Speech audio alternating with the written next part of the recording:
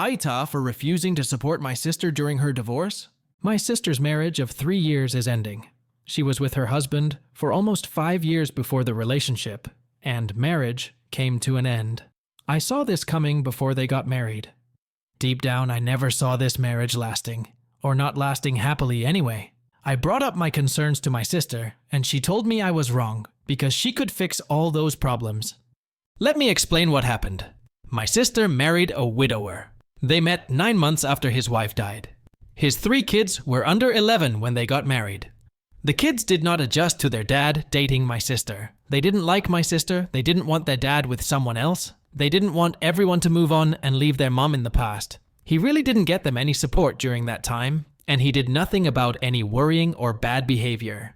My sister believed she would win them over, and they would love her and think of her as a parent in no time. But she also had a very hard time hearing about her husband's late wife, the kids' mom. She did not like her family being around the kids, because she felt like they talked more about their mom after seeing their maternal relatives. She did not like that they held traditions with their mom close and refused to let her into any of them.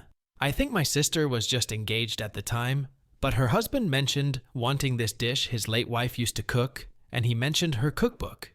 The kids heard and hid the cookbook, so my sister could never see it, and she tried to coax them into handing it over.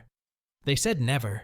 They said she couldn't do the stuff their mom did, because she'd never be good enough for that. My sister believed she could fix that with time. The only thing that really happened is my sister grew to resent the kids' mom over time.